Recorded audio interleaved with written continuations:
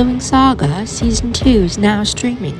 Season 1 we got to see Bloom explore her abilities while trying to navigate being the most powerful fire fairy. In this season she's got more in touch with her powers and has gained a bit more understanding of them.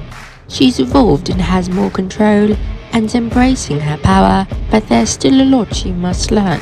Season 2 we get to see her use her powers even more. Blood witches fight dirty.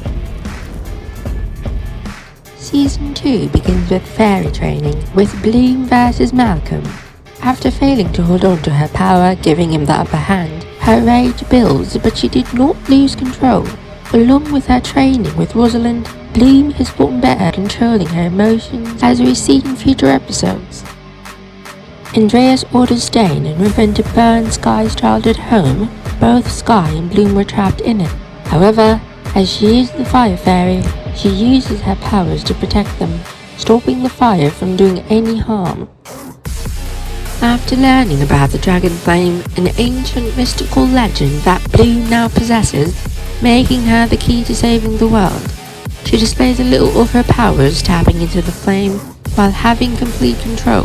This is small but impressive, seeing she had no knowledge of the dragon flame and had no training with it. This shows once more how powerful she is. Because none of you have this. And this is the only thing that's going to take Sebastian down. And I'm the only one who has. This season we got to see more of Bloom's powers in action. She figures out who's been controlling Andreas, the Scrapers, and confronts him. She learns Sebastian is the Blood Witch mastermind behind the attacks. She powers up and goes up against him. This is the second time we see her transform, but this time it seemed a lot easier for her. Though we were expecting a showdown, it didn't happen, at least not yet. To get Muse's powers back, the girls all used their powers together. Their first attempt failed as they weren't strong enough. Bloom summons the dragon flame for the first time in its entirety, but that wasn't enough to get Muse's powers back.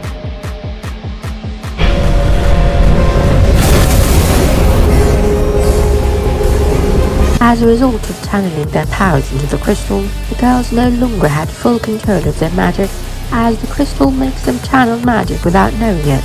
Bloom meets up with Sebastian, and he knew the right things to say to get under her skin to get her to lose control. She did channel, but she did not lose control. The training is paying off. After learning Rosalind killed Mrs. Dowling, Bloom confronts her. Rosalind attacks Bloom, rendering her useless for a while, until Bloom channels the dragon flame for a second time, loses control and kills Rosalind. Maybe I was wrong.